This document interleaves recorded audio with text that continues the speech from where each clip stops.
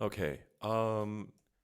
There has been great increase in the number of applications. So the college applications are increasing, and I want to share uh, this article. Hold on a second. Let me see. I forgot to share the screen with you.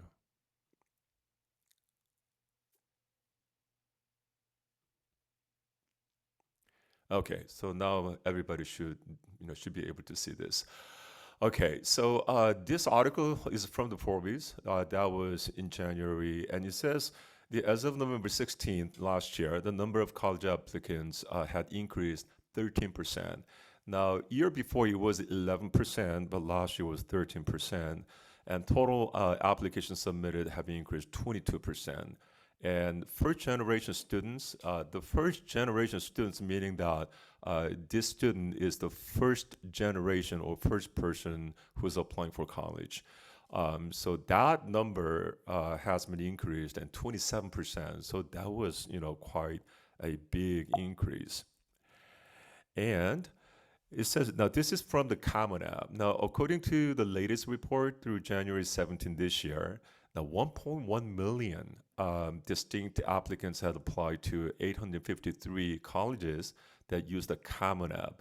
Now, I'm going to talk about the types of applications next time, but just for your info, there is a UC application, Common application, Coalition application, and CSU application, which is California State University applications.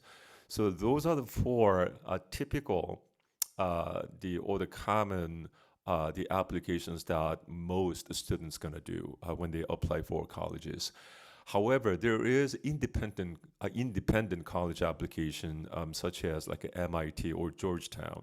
They use their own application. So this is Common App. Now, Common App covers probably like two-thirds of private colleges and the out of state, meaning like outside California state or public universities. So it's like a big the organization. And an increase of 13.2% over 2019 to 20, which was about like 977,000. So through that same date, application volume was up 19.8%. So basically it's saying every year there is greater number of applications all these colleges are receiving. So competition rate in admission is growing every year, and that's because more students are applying for the colleges. Now, this is the admission rate from last year. So this is for the admission rate for the fall semester of 2021. Now, I didn't put the comparison chart, but I just wanted to show you the admission rate for each college. And all these colleges are pretty popular colleges among their local high school students. So like at Amherst and also Boston College, Boston University, one of the top like really popular colleges that a lot of students apply for. And so you could see the admission rate here. Now, if the admission rate is under 20% or like a 17%, then that school is considered as hidden Ivy. Now, Ivy, as you know, there are like nine schools, in the Ivy League. Now, but there are schools like Caltech, MIT, Stanford, Johns Hopkins. These are very competitive schools, sometimes more difficult to get in than the Ivy League. So those schools are called hidden Ivy. So if the admission rate is under around like 70%, 17%, then those are hidden Ivy schools. So you could see all this. Now, I'm pretty sure that a lot of you guys are familiar with the Emory. Emory is really good liberal art college in the East Coast, and a lot of students who want to do like a pre-med, they choose Emory. Not an easy school to get in. It's just the thing is that they have excellent the like chemistry or the biological science program for pre-med students. And so Georgia Tech, I mean, anybody who wants to major in computer science and engineering, the Georgia Tech becomes one of their top choices, but their admission rate was like at 18%. Now, Georgetown is really famous for like the political science. So if you have any dream or wish to become like a politician or diplomat, then definitely that Georgetown should be one of your top choices. And Lehigh, a lot of people do not know about this school, but this school is pretty easy to get in, but they do have very good engineering, computer science, and STEM program. So the STEM side, Lehigh is, that's pretty good. So a lot of the college application students that I had last year, so Lehigh was one of their target schools. Okay. Now, Northeastern, Northwestern, I'm pretty sure that this year the seniors gonna apply. When seniors apply for the colleges, it's not these two schools gonna be on their list. Northwestern is much difficult or more difficult to get in than the Northeastern. NYU, this is like the girls' favorite college. So it's like literally, I mean, I don't want to say like there's so many, but yes, many girl students they want to go to NYU, and of course, I mean NYU has very good business school, and also their pre-med program is really good. But they're more famous with like business side or the finance. Um, so that is one of the reasons. But girls, I mean, they really want to go to New York, so they choose that. Now, Rice University, I'm pretty sure that, all of you guys know about this school. Now, Rice, about like a decade ago, they weren't that like really famous, but now they are at like Ivy League level. So they're very famous with like engineering, the computer science, and also, the pre-med side. And I think they're developing a business program. So their business, like major, is getting more popular these days. And the rest of them, and well, USC, that's the UCLA's rival. Um, so that school is also at pretty high level admission side or rate. Now, Washington University in St. Louis, they are like a nation's top five in the biological science program. So if you are interested in like a pre-med, but more like, um, I guess if you want to go into research, then you should pick or to select this school, WashU. We call it WashU, so Washington University in St. Louis. But their admission rate is 13%. Now, I don't know how many of you guys know the Vanderbilt University. Vanderbilt is in Tennessee, Nashville, Tennessee, and they're really well known for their engineering program. Used to be above like 12% admission rate, I believe, but last year it was 7%. So you could see, like, all these schools, many of them, like, if they show like a 9 or 8%, they used to, went over like 10% admission rate, but because of so many applications they received, it just went down to like under 8 or under 10% the admission rate. Now, this is for the Ivy League. So some of the parents are thinking about, or some of the students today are thinking about applying for the Ivy League. And this is the results from 2020. All right, so it was like 2 years ago. And this rate is different from a year before. So that was like before the COVID time. So already here, they had like very low admission rate, right? So it says here regular decision, the acceptance rate, and here is like an early decision or early action acceptance rate. Now I'm gonna talk about this too next time. It's just just brief. The description of an early decision or early action is uh, if your profile is really strong, so you have very high, good GPA, your test scores are pretty good, and you have very good extracurricular activities, then you could submit your applications in October of your senior year, right? And then all these schools gonna come up with their answers in December. So they start like sending out the results around like December 15th.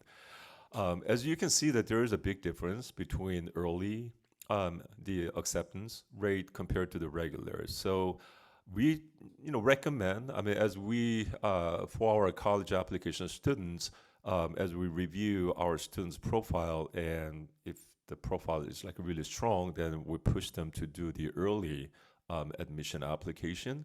But it is not easy though. It's not, you have strong profile and then it's guaranteed, something like Brown, is 22%, compared to like 7.6%, that's like way better. But you have to understand that when you do early, there's going to be pretty heavy competitions because all these students with very strong profiles, they will try to do the early action or early application. Now, this is last year's. All right, so there has been some changes, and I will go to the next slide. So this is the comparison chart. So between 2020 and 2021, you could see that there's been some changes.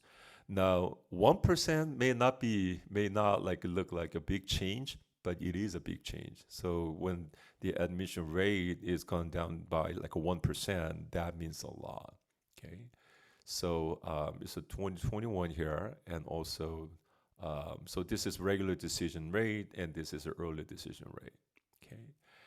Now this is something that you guys wanted to see. UCs.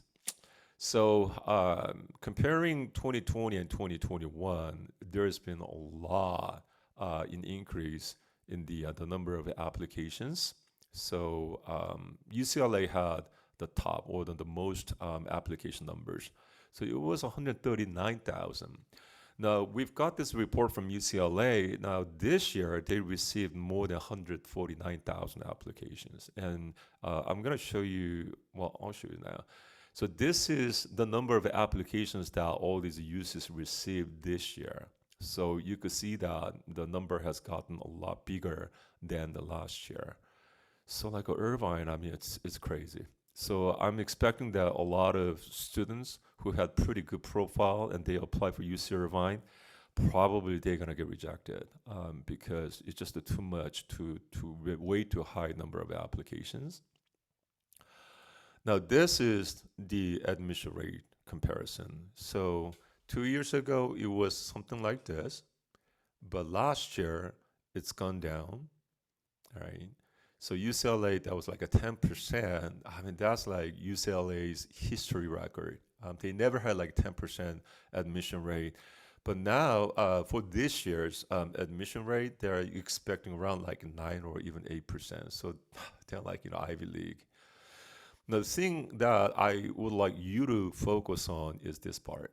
Oops, the GPA part, right?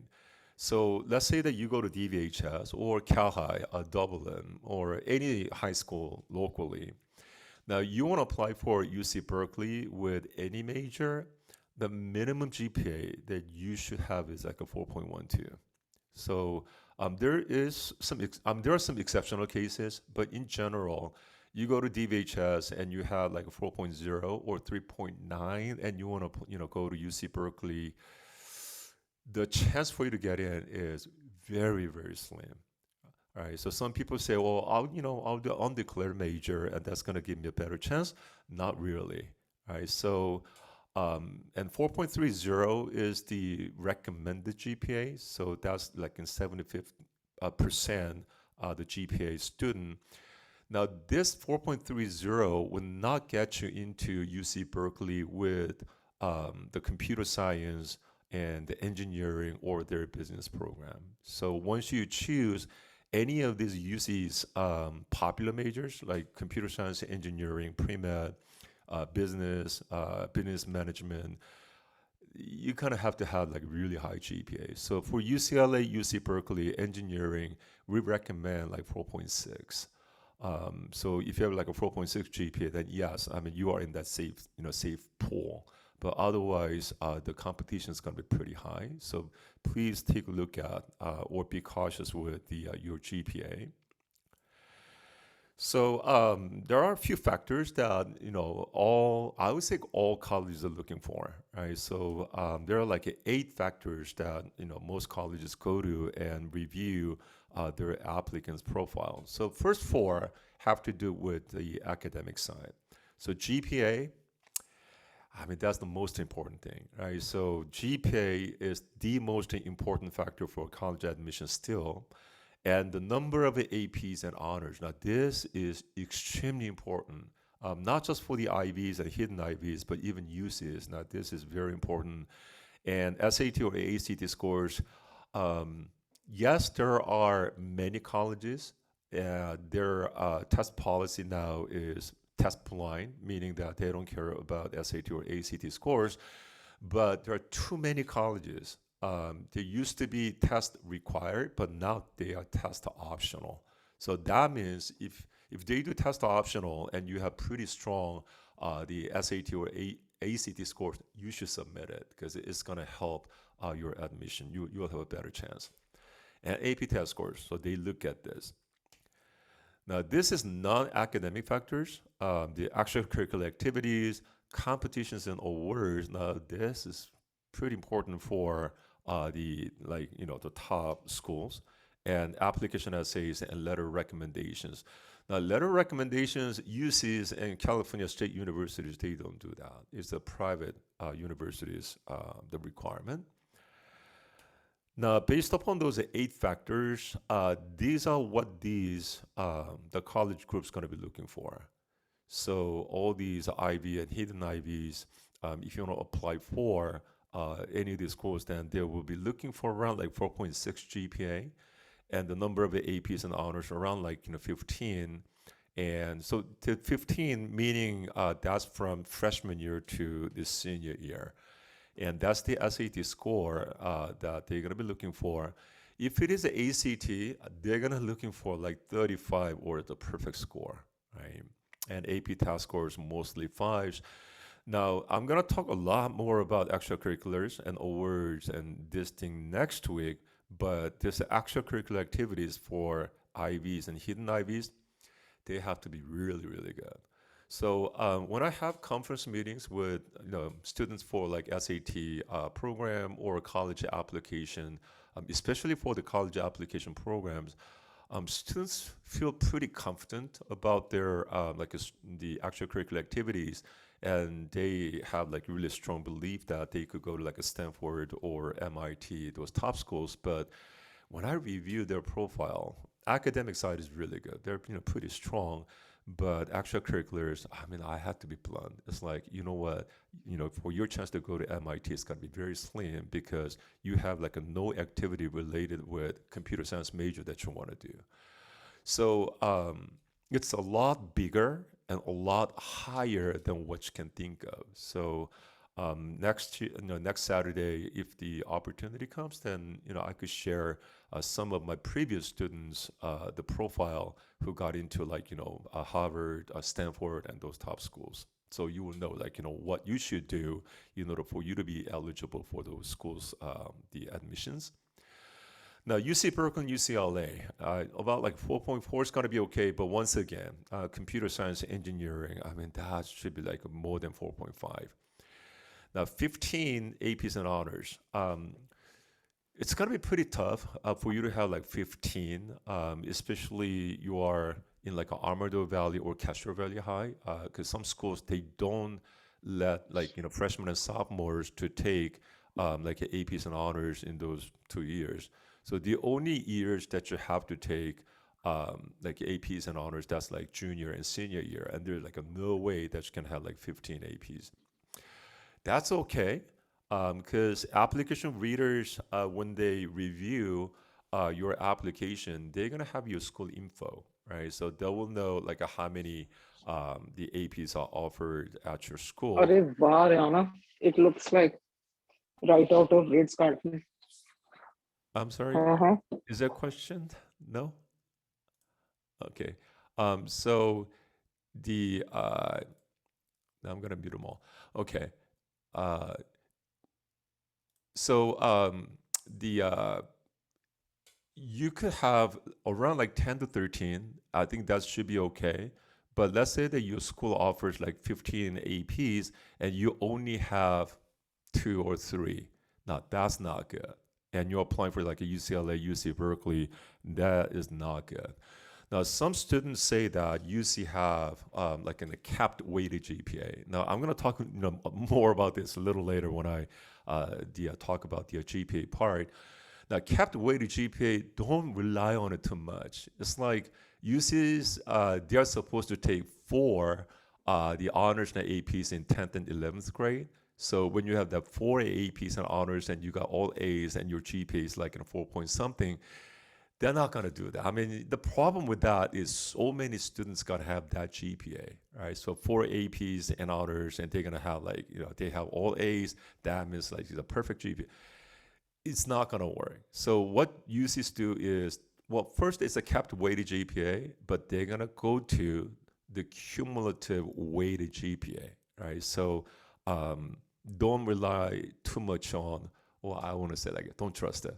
Okay, so especially you're doing popular major, engineering, computer science, pre-med, that capped weighted GPA is not going to work for you. Okay, so knowing this, now you're gonna have to plan ahead, right? So if you're like a freshman or a sophomore right now, or parents, you have like your children or your child in 7th or 8th grade, you should plan ahead, and that's because the college admission is getting harder and harder each year. Competition-wise, it's much bigger, much severe, more severe. So try to plan ahead. So in order for you to do that, there are two things that you should know, and that's what do you want to do or what do you want to major in college? That's the one thing. And the next thing is which college do you want to go to? So, but when I have conference meetings with my student, I ask these two questions. What do you want to major in? What do you want to major in college? I would say like at 85%, they say, I don't know, I'm not sure yet, right? So that's perfectly fine. I mean, you're freshman or sophomore and you don't know what to major, that's still okay. However, you'll be much better if you know which one to major, and that's gonna help you not just the academic side, but extracurricular activities. And also, which college do you want to go to? Now, your target school, or I mean, there's a big difference between your dream school and your target school. So you have these dream schools. Yes, I mean, you really want to go, one of or some of like a dream schools that you have, but in order for you to have that happen in reality, then you're really gonna have to follow what they do require for their admissions. So knowing like your major choice for college and which colleges that you would like to apply for, now this is gonna be pretty important for you to plan and then like do the proper work for you to have a very strong resume. Now for the UCs, there is well-known review factors for their applications. It's called the 13 UC comprehensive review factors. Now, first four, now these all have to do with the academic side. So academic grade point average, GPA in all completed A to G courses, including additional points of completed UC certified honors courses. So they keep on saying honors and APs. And number of, now content of and performance in academic courses beyond the minimum A to G requirement. Now minimum A to G requirement is something like this. So these are the A to G classes that you have to do, and they're like a 15 they do require. So you could take all these, something like this. Now, if you do this, trust me, you're not gonna be able to go to any of the UCs except UC Merced, maybe, right? So what the UCs recommend is more like try to challenge yourself, try to take more honors and AP classes, right? And number of and performance in UC approved honors and advanced placement courses. So they are saying that try to take more rigorous classes. Identification by UC as being ranked in the top 9% of their high school class. This is every high school has this in the local context. All right, it's called the ELC, and the high schools locally they do have pretty high ELC. All right, so Doherty Valley, and Monte Vista, Cal High, Dublin High. I mean, these are like really strong schools. So if you're in that top 9%, oh my goodness, it's gonna be really good. Right? Now, quality of students' senior year program as measured by the type of or type and number of academic courses in progress or planned. So what this is saying is that if you had 4 APs and honors in your junior year, UCs want to see pretty much the same number, meaning that another 4 APs and honors in your senior year, right? So keeping the same number of number of APs and honors for your senior year, that's important. Now, I had few students in my in the previous years. Now, these were either not consultation, the application students. Now, they took like 4 APs, but knowing that they had to spend like so much time working on their applications in their senior year, they decided to take 2 APs. That doesn't look good, or that is you're not supposed to do that, right? So it's very understandable that you're gonna be very busy. You have to spend a lot of time, for your college applications and all, but you cannot compromise the academic side. So that's important. And quality of their academic performance relative to the educational opportunities available in their high school. So basically, what they're saying is do good, try to get A's. Right? So that's what they're saying. Now I'm gonna skip over to number 10. This is important. Now this has to do with your extracurricular activities. Special talents, achievements, and awards in a particular field, such as visual, performing arts, communication, or athletic endeavors. Special skills such as demonstrated written and oral proficiency in other languages. Now, this doesn't mean that if you have like an AP Spanish or AP French, then you have a better chance. No, they're not saying this. This is much more than like with a second language. What did you do, right? Besides, English. And special interests such as intensive study and exploration of other cultures, experiences that demonstrate unusual promise for leadership, important leadership, such as significant community service or significant participation in student government or other significant experiences or achievements and demonstrate the student's promise for contributing to intellectual vitality of a campus. Very complicated. Basically, what they're saying is we really want to see standing out activities. All right. So let's say that you declare your major as like a bio or chemistry or biochemistry, mentioning that you want to become you want to go to like a medical school, to the pre-med major. Now, when the application reader is reviewing your application, there's like a nothing that has to do with helping people, right? Or there's like a nothing about like hospital volunteering or nothing that really supports your major choice. That could be a minus. So every year I see a lot of, well, I don't say like a lot, pretty good number of students who wanted to do computer science. Their academic side, the GPA wasn't that bad, but because they did not have nothing related to computer science, they got rejected. So even like when I was reviewing the applications of their like extracurricular profile, I could see like, okay, this guy or this student's not going to have any chance for UC Berkeley's computer science. So if you're a major in computer science, let's say you're a ninth grade and 10th grader, you're going to have something, something to back up your computer science. Engineering is going to be tough, right? Because, there aren't that many colleges that offer like engineering related extracurricular activities. So I'm going to talk more about this next Saturday. So if you really want to do like an engineering at Berkeley, not only Berkeley and LA, but like at MIT, Stanford, and those, you're really going to have to look for some activities outside your school, and you're really going to have to put effort to find out like what you can do for engineering backup like activity. Okay. And this is a completion of special projects undertaken. This usually doesn't happen in school, but some high schools, they do provide special projects, but I haven't seen anything in local high schools here. And academic accomplishment in light of students' life experiences and special circumstances. What this is saying is the hardship, so academic challenge.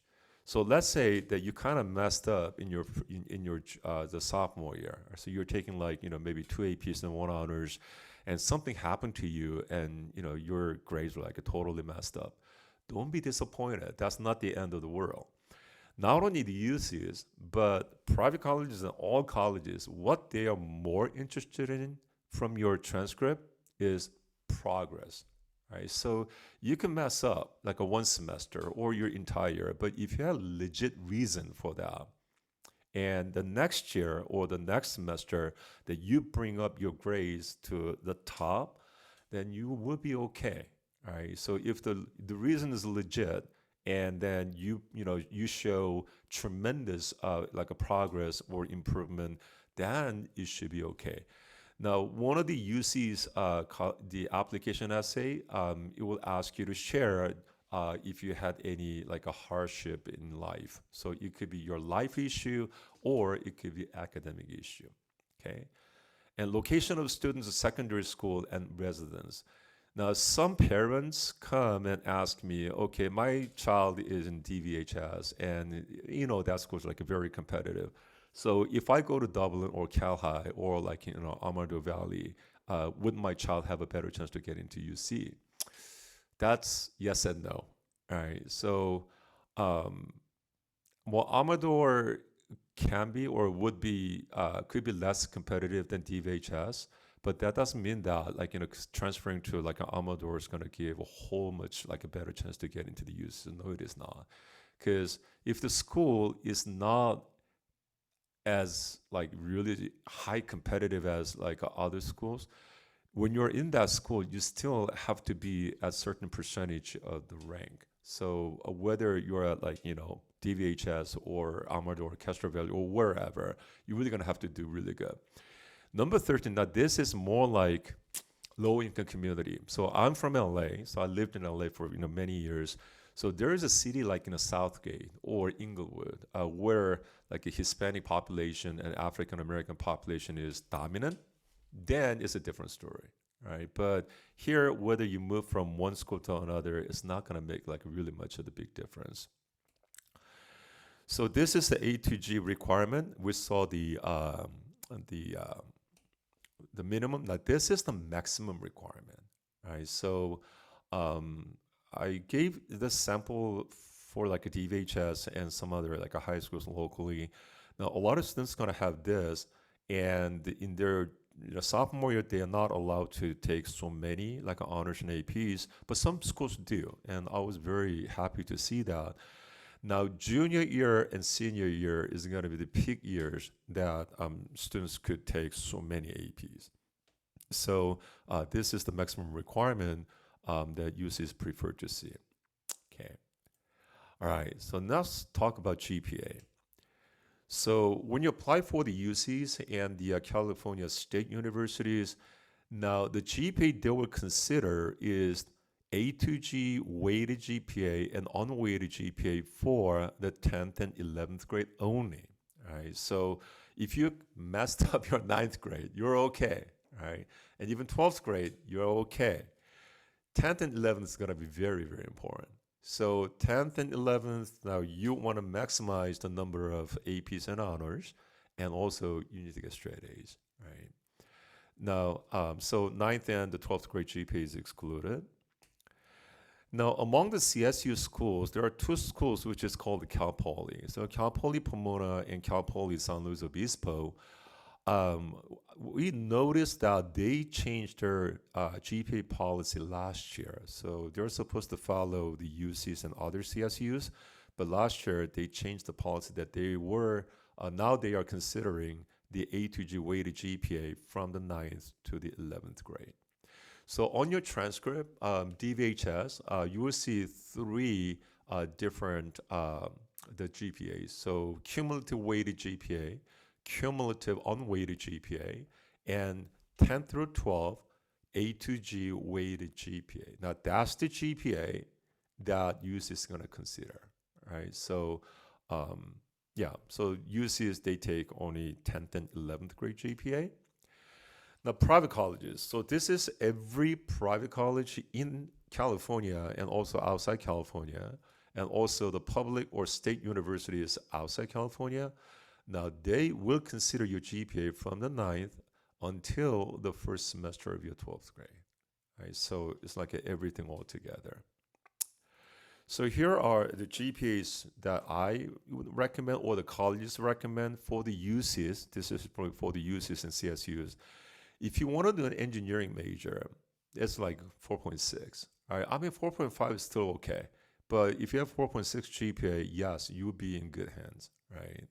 And that's for the UCLA and UC Berkeley and Davis, Irvine, Santa Barbara, and San Diego. Now these are mid-tier UCs, and you want to do an engineering at any of these schools, then like a 4.4 or higher.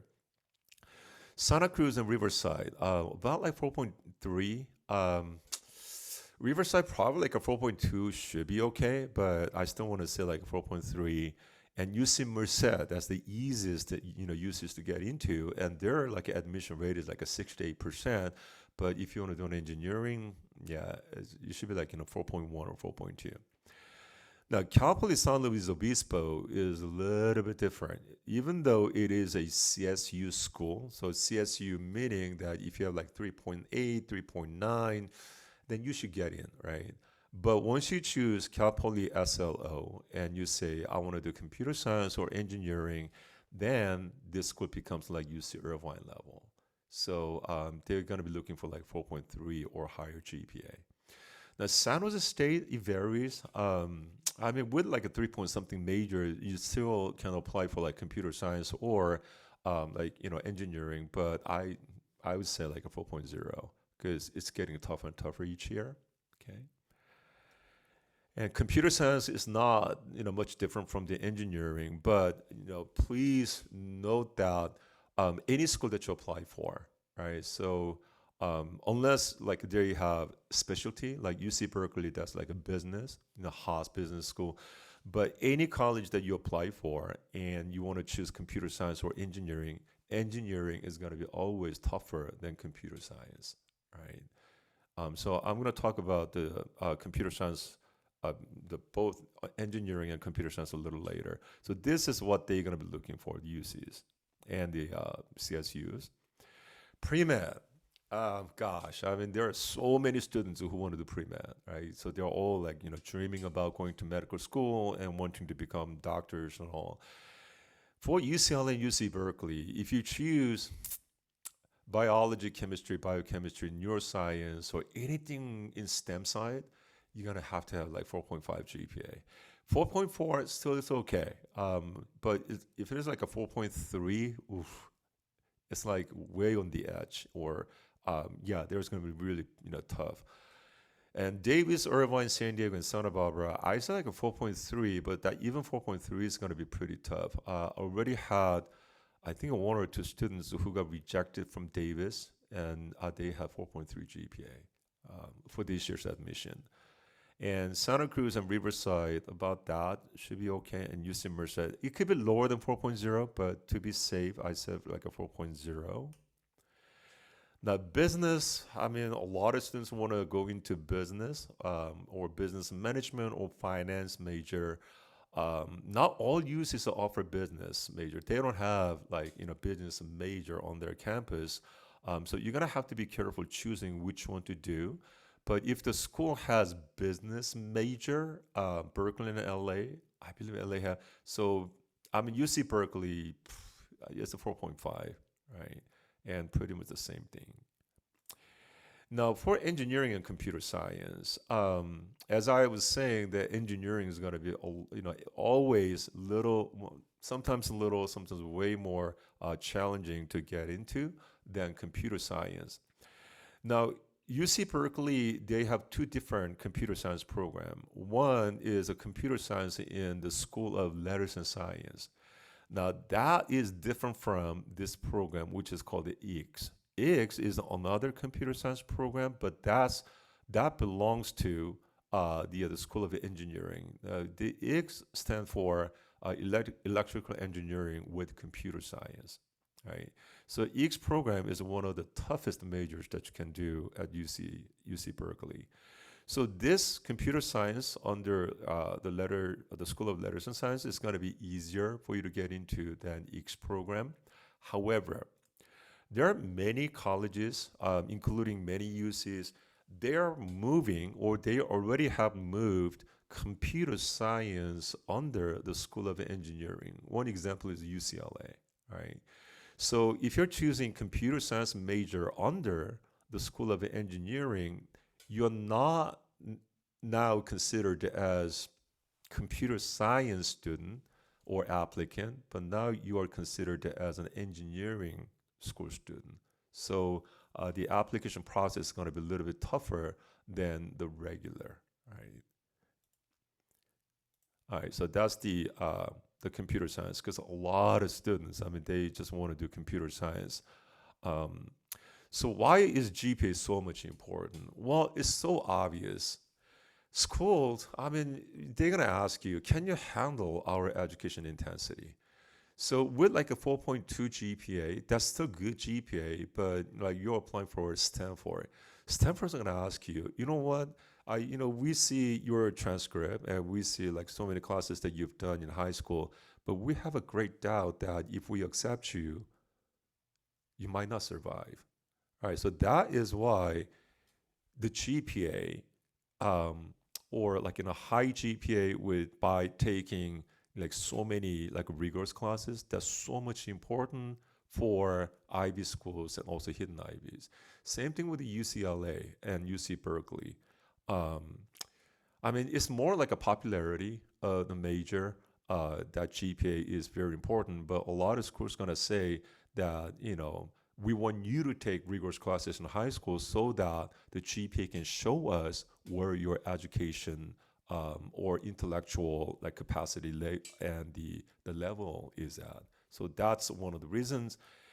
And the next reason is that GPA demonstrates your academic passion and ability. Now, one kind of like a sad thing is after having conference meetings with many students, gosh, I mean, many students are so smart, right? I mean, they're like really smart, and if they could put just a little more effort to study, they could be at the top, but they don't do that. And so I know, your generation is so sold out to like, gaming and like, the smartphones and YouTube and I mean all kinds are there, right? So I see that like majority or rather many high school students are, I'm sorry to say this, wasting their time rather than investing their time into, better for their better future.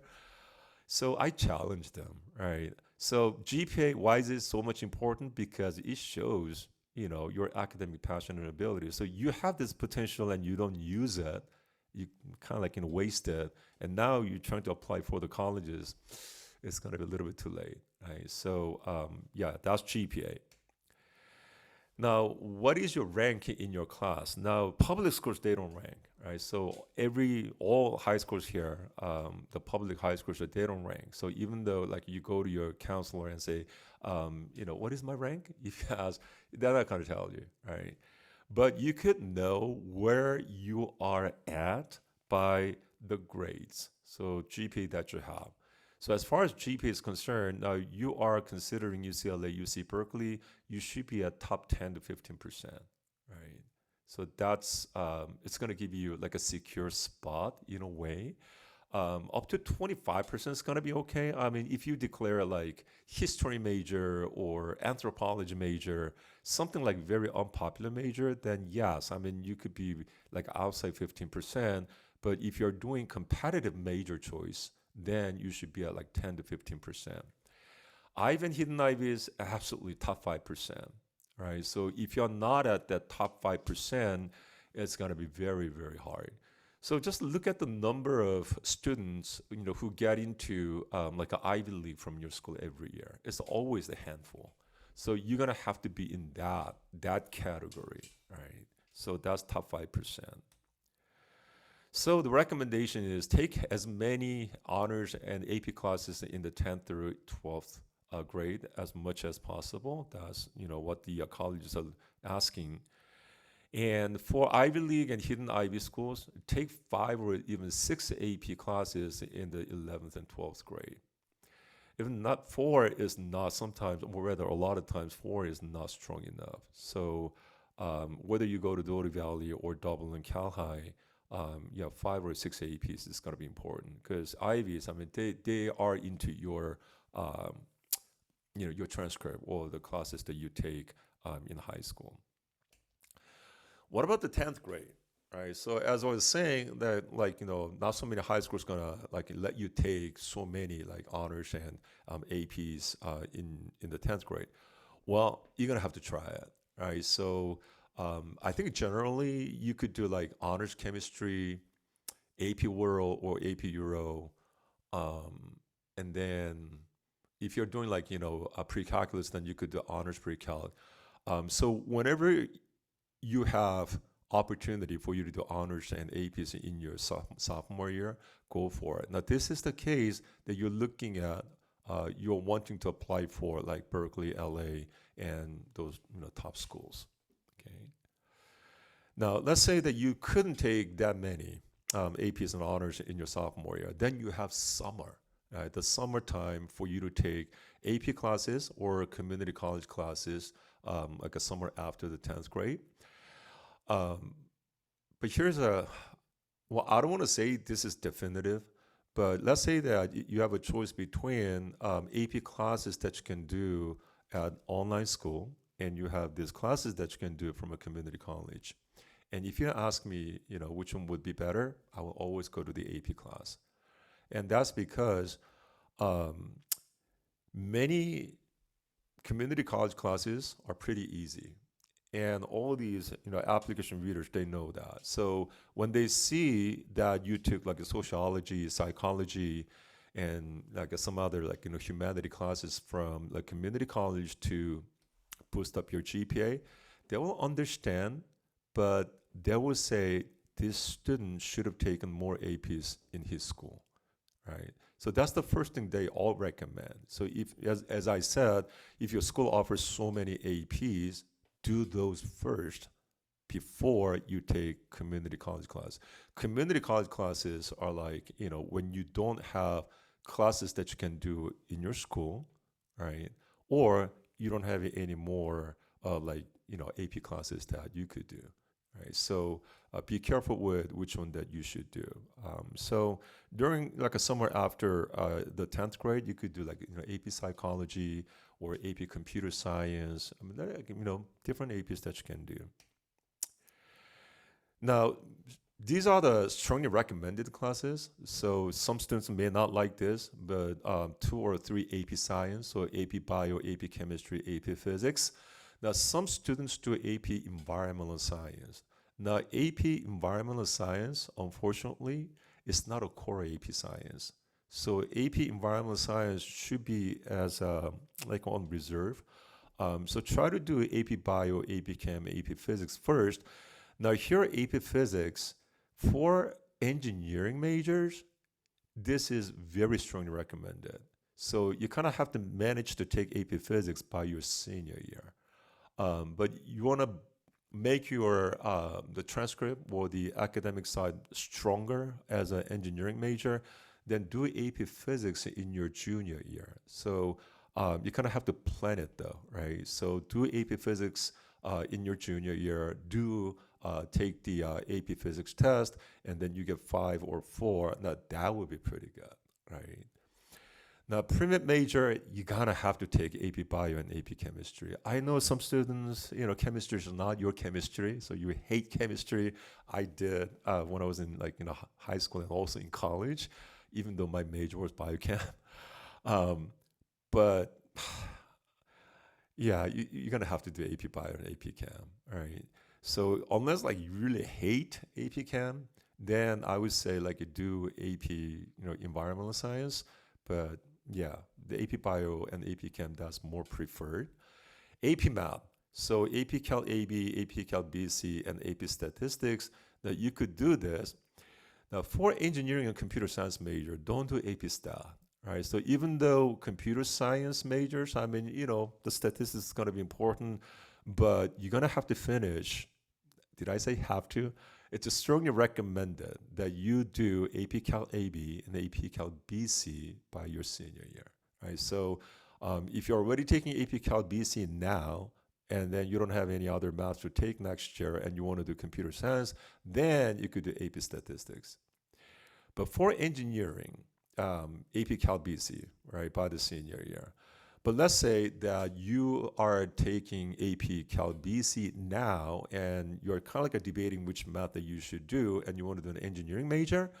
I recommend multivariable or linear algebra next year. So if you can take, either of these classes for your senior year, then that's going to make you stand out, right? Because it's much stronger, much more challenging math that you're going to be doing. So that would be good. AP history, I mean, engineering, computer science, STEM majors, they don't want to take this. AP World, AP Euro, or AP Push. But you know what? Every college, I mean, they want to see your academic ability over every subject, right? So I had pretty good number of like engineering, computer science students came, and they asked me, Mr. Rim, why do I have to take AP World or AP or A Push? And I want to do an engineering major. Well, it's yes, I understand that, but it's the overall academic performance that school or the colleges want to see. So if you're targeting like UCs and also all those top schools, then you have no choice. You should take AP World or AP Euro or A Push. Now English, you have a choice, right? So if you want to STEM major, then I mean you could do regular English, or you could do AP Lang and AP Lit. But if you're targeting Ivy and Stanford, MIT, yeah, you're gonna have to go for AP Lang and AP Lit. Okay. And also social science, AP US government and AP micro and macro econ. This is for your senior year. Yeah, I mean, yeah, you should go for this. Now, for the Ivy League and hidden Ivies, like a Stanford, MIT, Caltech, you cannot have any Bs, right? So it's kind of like almost perfect GPA. Sometimes, I mean, you could have, some Bs, and I have cases from my previous consultation students and also application students that they had few Bs, but they still got into the like hidden Ivies. But Stanford, MIT, I haven't seen anybody who had Bs and they got into those schools. So you're thinking like a Stanford, MIT, then try not to get any B.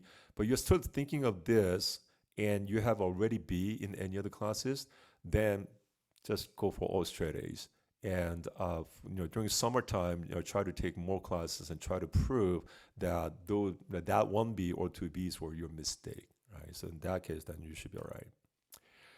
For engineering and computer science major, or even like a STEM majors, but especially engineering and computer science, and you are targeting UC Berkeley and UCLA, and you have B or C in math and science, I know I'm gonna sound pretty harsh. You have no chance, right? So B or C in math, science, and you want to do engineering, I mean, that's not acceptable.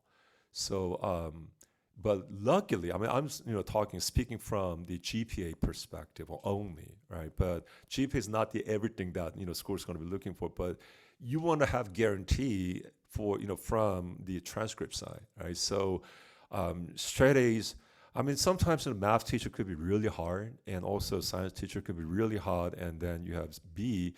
Well, B is kind of okay, but if you have C, oh gosh, I don't want to say in this way, but it's almost like you're out, right? So, so if you have a C in math or science and you're targeting like engineering at UCLA, UC Berkeley, you better look for some other school. I mean, I don't know to put it that way. Um, yeah, so you're gonna have to make it up though. So let's say that you have, I mean, if you have like C in algebra 2, then you can make it up, meaning like pre-calculus and AP Calc that you could have like all A's, then that should be okay, kinda. But the recommendation is don't try to get, I mean not try to, don't stay away from like B's or even like C's for in the math and science classes if you want to do engineering or computer science. And this is all because of the competitions, right? I mean, and also you could advocate, meaning that like, see in math and science, if there were something happen, that year or that semester, and it was like an unavoidable situation that you had C, then you could explain that on your college application, right? So I want to erase that. Hey, there's like no way that you can do engineering or computer science if you have C. But what we've seen, right, so far, that people who have C's in like math and science, I mean, the engineering like really didn't happen unless it was, you know, their like profile schools, meaning that it was like the colleges or the schools not like UCLA, UC Berkeley, but they got in. Test scores. Now, do I have to take SAT or ACT? Well, let's take a look at this. Now, this is from the Forbes too, and it says percentage of Common App institutions that required standardized test scores decreased to 5% after dropping to a previous record low of 11% in 2021. Now, the share of applications or applicants who reported test scores to Common App was 77%. This was like before the COVID time. The rate the plummeted to 44% in 2021, but it has recovered 49%. So that means even though the SAT or ACTs are like optional or test blind, a lot of students are still submitting their test scores.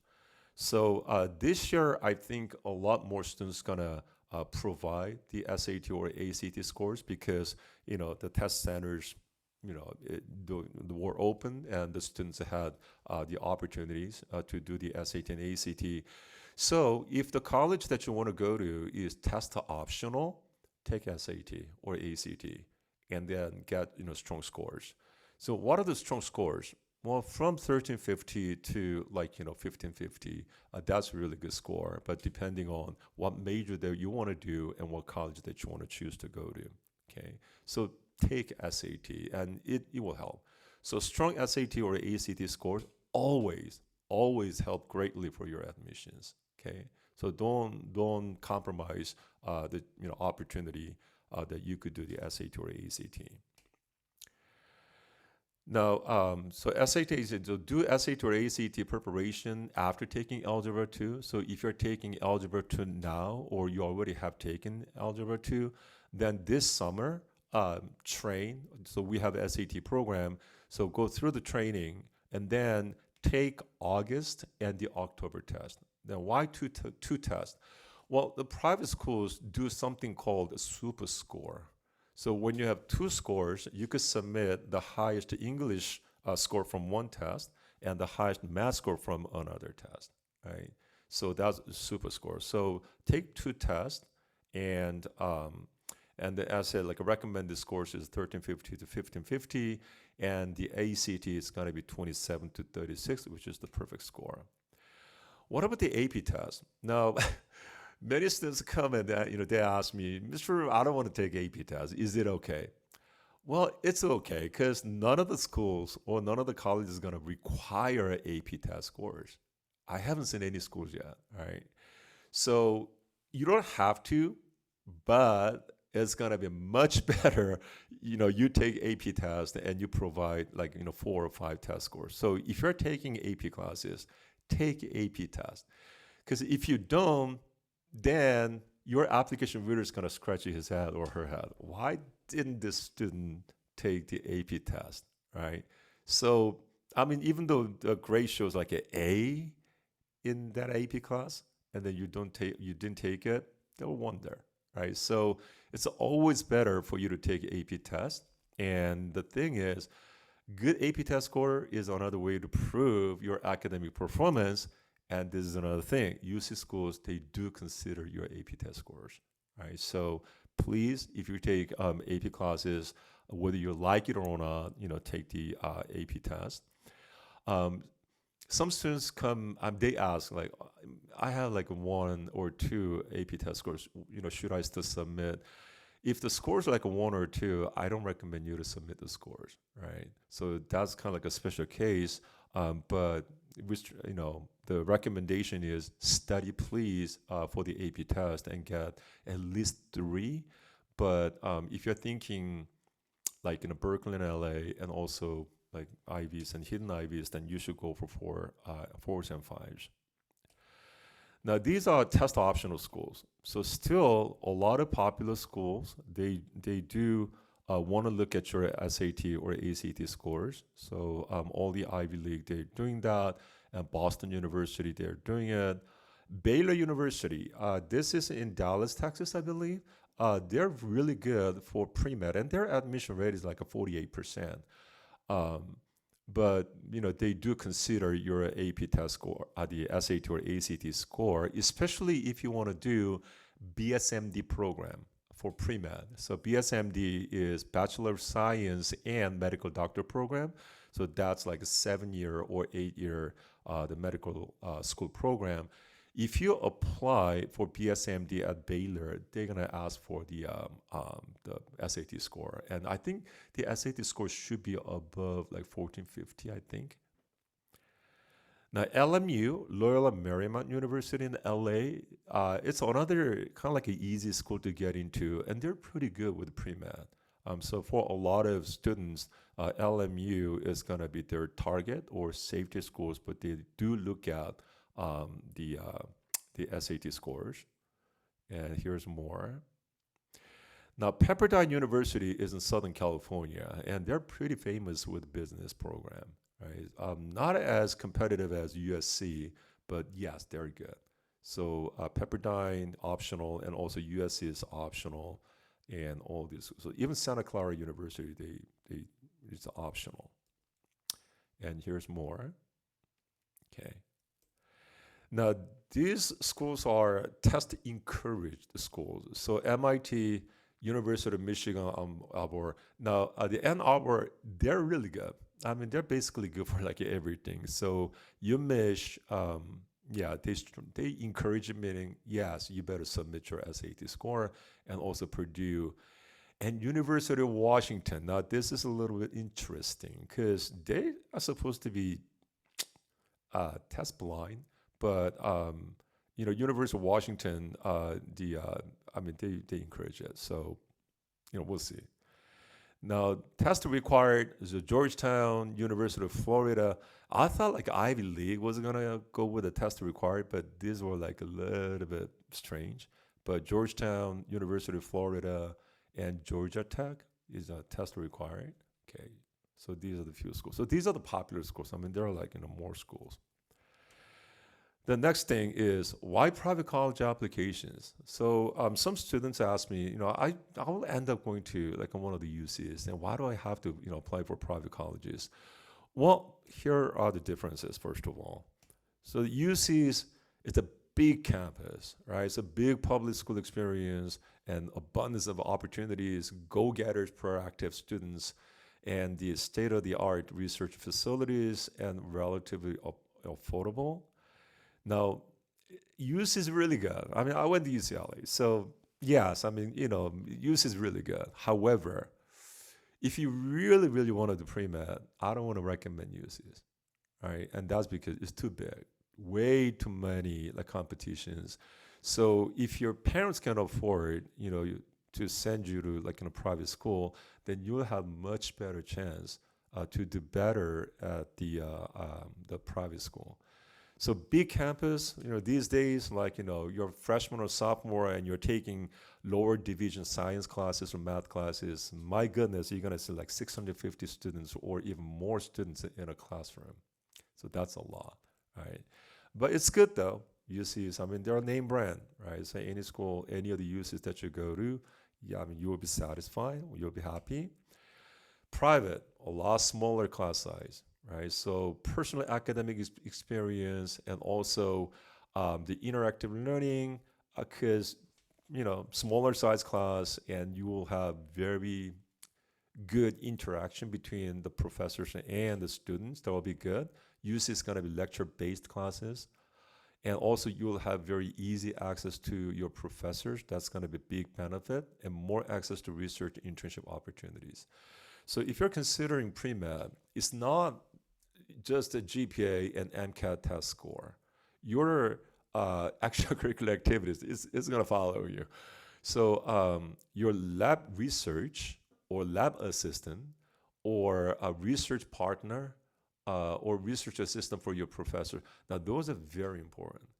So let's say that you're at UCLA and you want to grab that opportunity, it's gonna be really hard. So it says like go-getters. Yes, it is so true. So you're gonna have to be very proactive.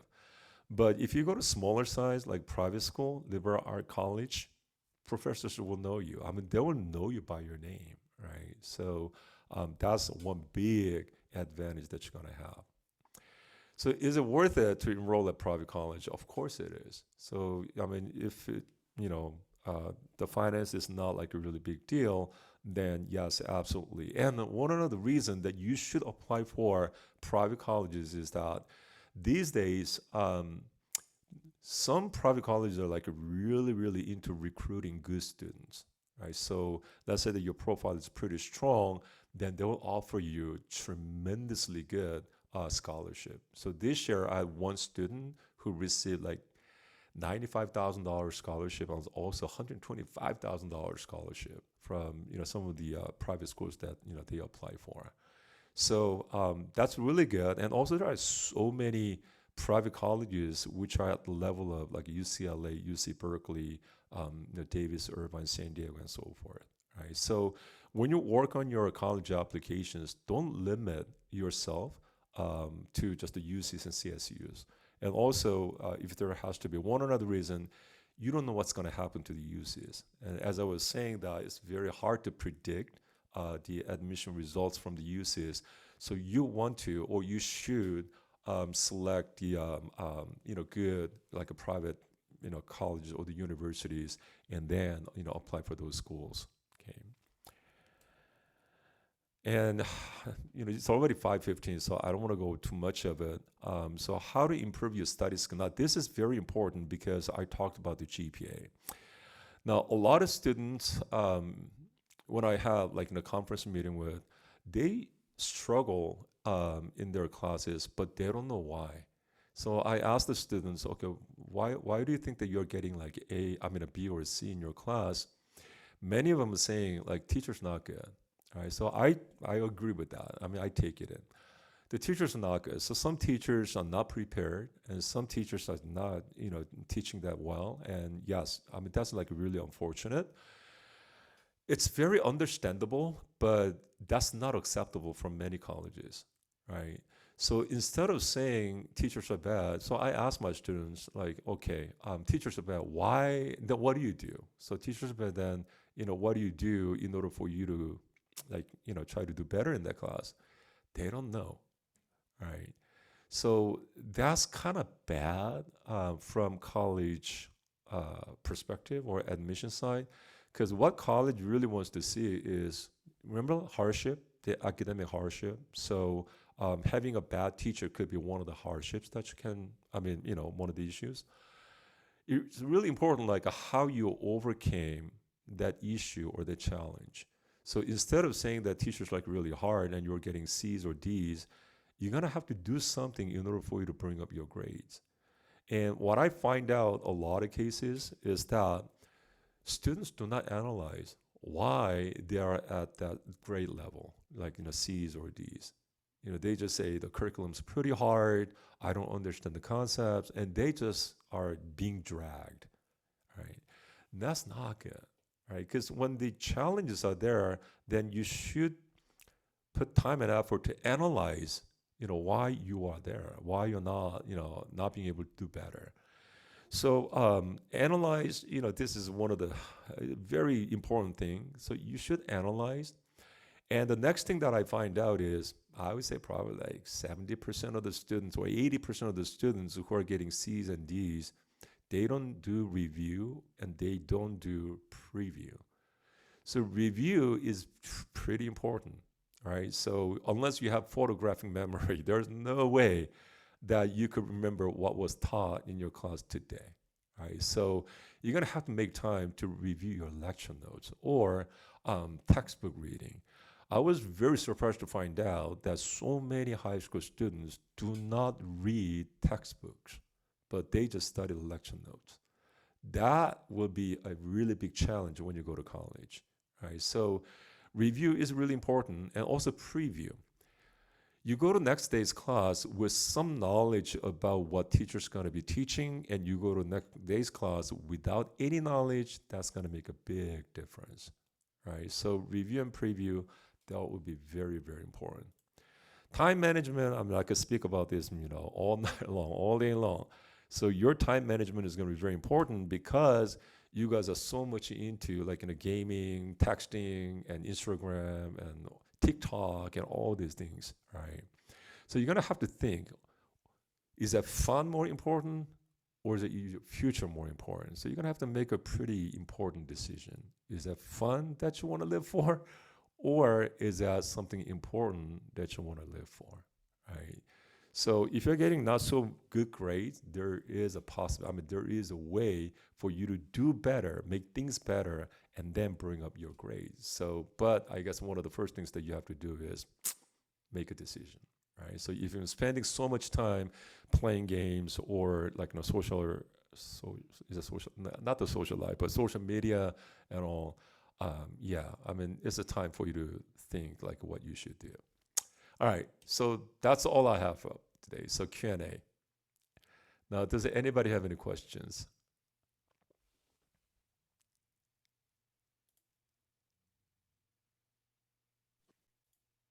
No? Hi. Hi, I have a question. Uh-huh. Is it too late to sign up for your AP for my son, AP prep program? I think it should be okay. Could you contact the front desk and try to make an appointment with Mr. Chan? He's in charge of AP classes, so he should let you know. Okay, thank you. It's my oldest, so I Okay. just, it's all new for me. Okay, thank you. Okay. I have a question about like GPA. So I moved to California from another state this summer, Uh-huh. and when I looked at like my grade, they obviously use like different grading systems. Like my GPA last year was like a 5.6, and this year it says it's a 4.6 because this school doesn't offer, for example, honors Spanish. Uh-huh. So like, how does that work out? How do Right. they So it depends average on it? your high school transcript. So if the classes that you did it from like an out-of-state school is a separate transcript, then you will be submitting that transcript when you apply for colleges.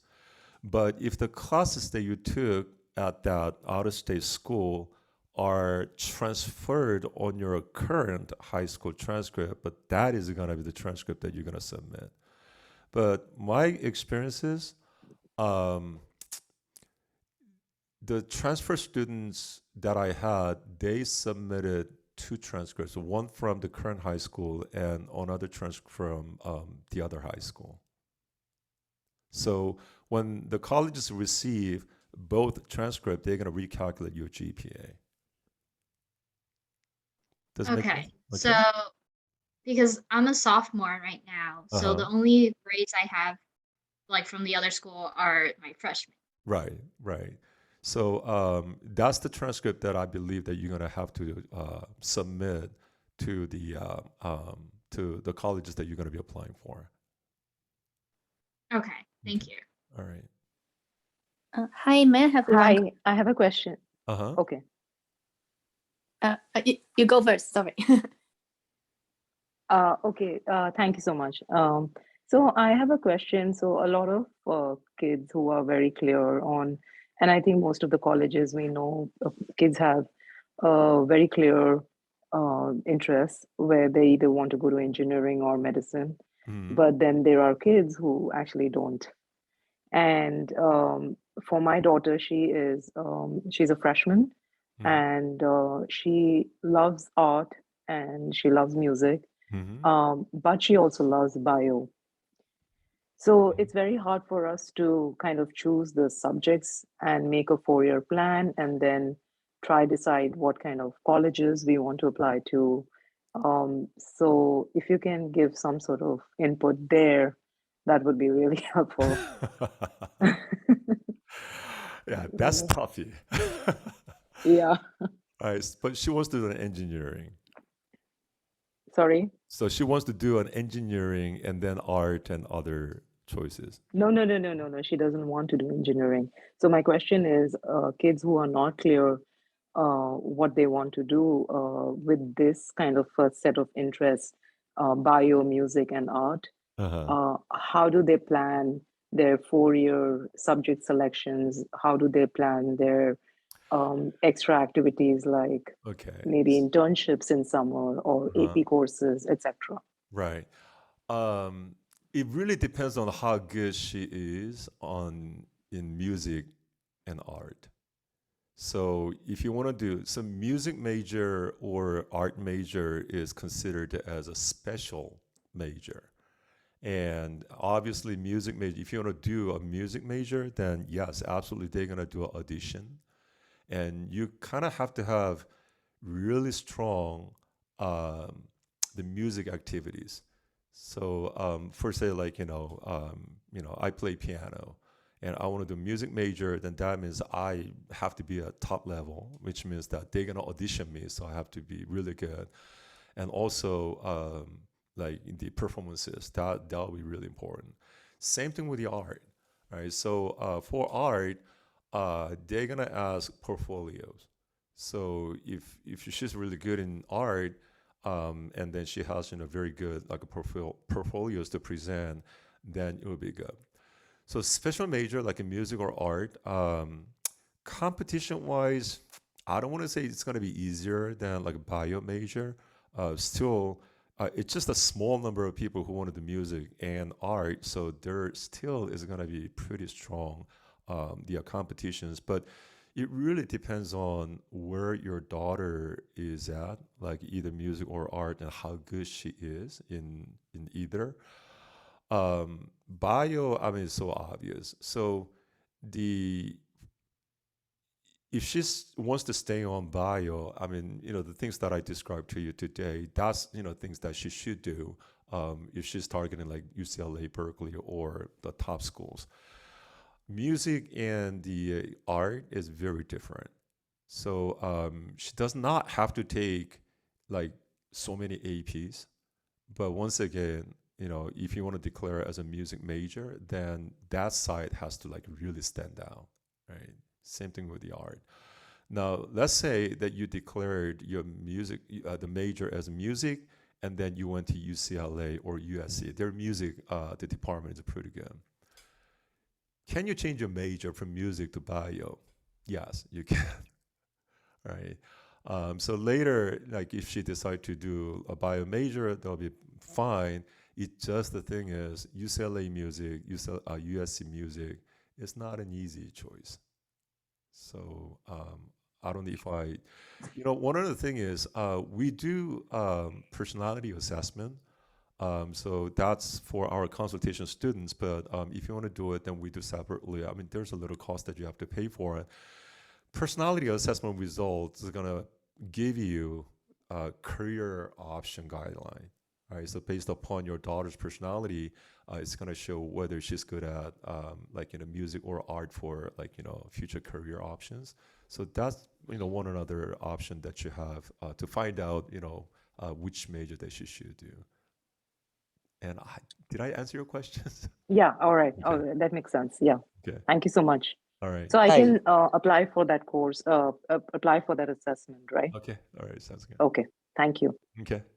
Hi, my name is Srinivas. I'm one of the parent. Actually, I have two questions.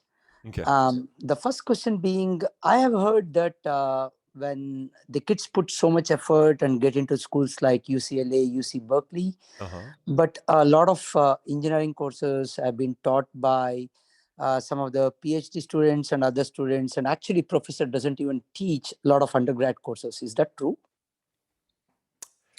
Sometimes, but if the professor is assigned, or if the professor is the lecturer or that class professor, he's supposed to be. But yes, the PhD students, they do come and they sometimes teach, but it's not like vice versa though. I mean, PhD students cannot teach so many hours of that class though. But probably, I don't know. I mean, when you are in certain science classes or even like engineering classes, there are like labs or it's not a lecture, but like a side courses, and that's when the PhD students or the master students come and they do teach and they do take care of like labs or something like that. Okay, thank you. My second question was, I know like there is, because of SAT, some of the states going test blind and things like that. Kids are putting so much of emphasis on APs and things like that.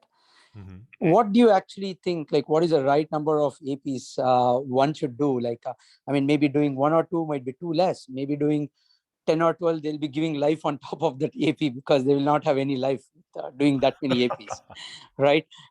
So that's one.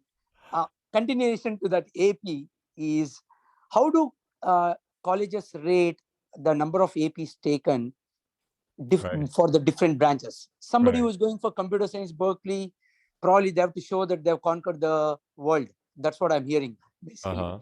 Right? So Do they use the same kind of metric for all the disciplines, whether somebody is going for political science or business kind? Maybe you can right. throw some light on that. Right. So whether you do political science or like an English history major, still the number of APs in general, this is going to be important. So it depends on like which school that you're going to be applying for. So obviously, like UC Riverside, UC Santa Cruz is not going to ask for like 13 or 15 APs, but these schools are, right? And that's important, as I was saying, that because these are top schools. I mean, their education level is global level, right? So they want to make sure that when they accept a student, he or she can handle their education, and that's why they want to see so many of like rigorous classes taken in high school. But that all depends.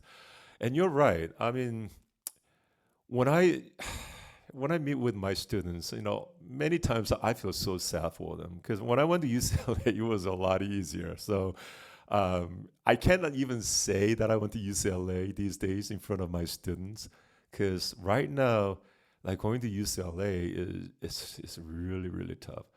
And the funny thing is that some parents come and they get disappointed because like their child or their children are not even able to go to UCLA. They say, my child cannot even go to UCLA. Say, oh my goodness. It's different. So if you're thinking UCLA, UC Berkeley, right, and even like Harvard and all these schools, you're so right. They don't have life. They don't have life. But I think it's the passion. Why you want to go to UCLA, why you want to go to Harvard, right? So when the student has like this clear vision, like I really want to go to Harvard because of this thing that I have, something that I want to accomplish for my life, then that's good. That's the kind of things that like a Harvard is going to be looking for, because Harvard is really famous with rejecting. I think it's a 65% of perfect straight A students, right? So what all the Ivy League and Stanford, what they are saying is, you could make a package out of yourself, meaning that you could do so much of like what we require. So straight A's by taking all these classes, doing all these kind of different activities and all, you're all fine. But what we really want to see is, did you do all those because your parents pushed you, or you just wanted to come to our school, or is that out of your passion, right? So how that's going to be proved, or how they're going to know, it's going to be through your essays, college application essays, and also activity list descriptions, right? So as far as number of APs are concerned, as I presented, I mean, there's like no way to compromise. So you're going to have to try to take as many APs as possible.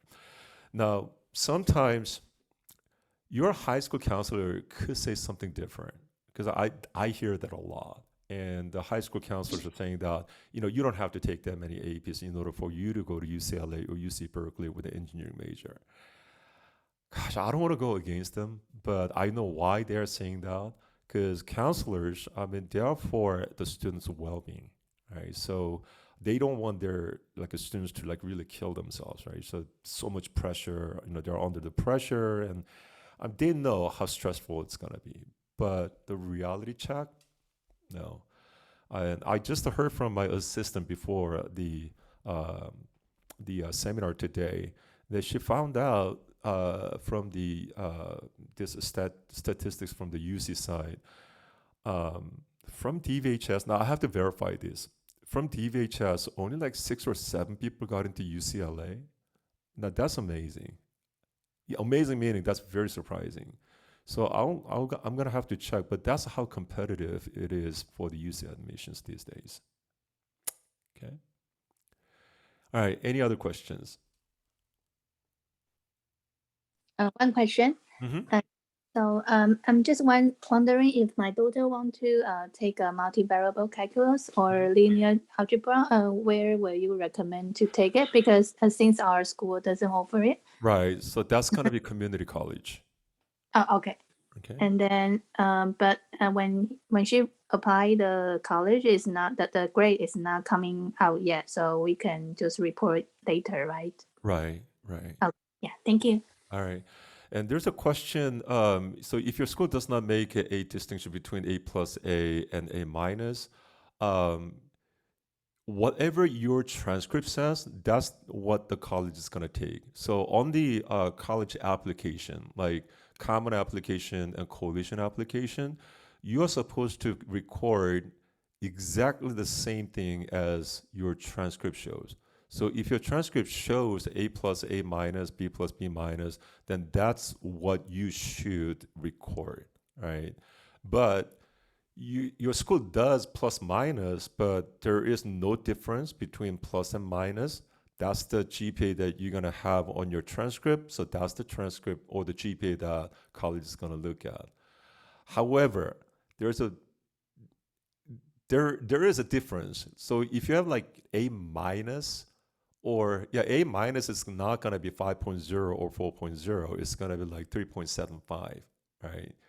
Same thing with the B minus. So just try to be careful. Now, UCs, they don't do plus or minus. So even though your transcript says plus or minus, you're supposed to just record like, B minus is B. So if you're getting like B minus, or you are at like, B plus right now, then I, always tell my students, can you bring it up to A minus for the UCs? Because, A minus is going to be A, right? Okay. Any other question? I have one question. Uh-huh. So let's say a student wants to do engineering, but he don't have any other choice but taking a bio in his senior year, let's say, and he gets like say B. Does Ivy League really consider that a negative? So AP Bio in senior year and he's getting, is it B or B as in boy? Yeah, Okay. but he's not going for bio, he's going for engineering. Did he take any other AP science class? Yeah, he completed all AP chemistry, AP physics Uh-huh. with A. Okay. I mean, that's still good. It depends on where or which college that he's going to apply to. So if he's doing, getting B right now, I mean, if there's like any way that you could bring it up to A, that would be great. But showing like all those core AP science classes on his transcript and have A's, that would be better than have one B in the AP Bio. Did I answer your question? Yeah, Okay. got it. All right. So it says, does it make a difference if your school has A minus and A, but they are the same GPA? Yeah, I think I answered the question. And also, A plus is still A. So there is no 4.25 for A, and A is like a 4.0. So A plus is still the same thing. Okay. Any other question? Since you are in the AP, I wanted to ask one more question. When you said like 14 or 15 APs, that includes the senior year also. Is that Yes. correct? It is through Okay. the 9th grade until the senior year. Right? Okay. And the reason I asked you that is there are a lot of schools, Uh-huh. they don't even allow the kids to take as many APs they want. I think for the same exact reason which you said, they don't want to overburden them. Do you suggest kids, if they believe that they have capacity, try to take something outside and give the AP exam? Right, right. So I know high school counselors going to hate me for this, but that's the reality. You could still take them. I mean, you don't have to like listen to your counselor, but if you can't take like APs in your school, then absolutely you should try to take AP classes outside. So the only places that you could do the APs is online school. So we have online high school elite. It's called the Elite Open School, and all our classes are UC approved. So you could do that. And the popular online schools are like BYU Independent Study, APAX, Laurel Springs. So there are like, variety of different choices. But yes, now there's going to be a challenge. Your counselor might say, okay, you could take, AP classes outside, but those grades not gonna be on your transcript. That's when like the students and the parents got panicked. Don't worry about it, right? So high school transcript is always a high school transcript, but all these classes that you took outside school, when you apply for the colleges, now you're gonna submit the official transcript from those institutions. So as I said before, the college is going to receive all transcripts and they're going to recalculate your GPA. So don't be afraid of like taking classes outside school, and those grades not going to be on your high school transcript. Okay, so if you took AP Bio in your freshman year and you got a 5, would the UCs consider that? Yes, because you're supposed to report all, well, not supposed to, but they encourage you to report all AP test scores on your applications. So that'll be counted. Okay. Okay. Any other questions? Okay. So next week, please make time next week because it's the extracurricular activities, and you have to know like how serious the colleges are about your extracurricular activity profile, right? So that's like next Saturday at 4 p.m. And for the link, could you call the front desk and then talk to the staff, and the staff will send you the link for the next Saturday, okay? So it took a very long time, but I really want to thank you so much for joining today's seminar.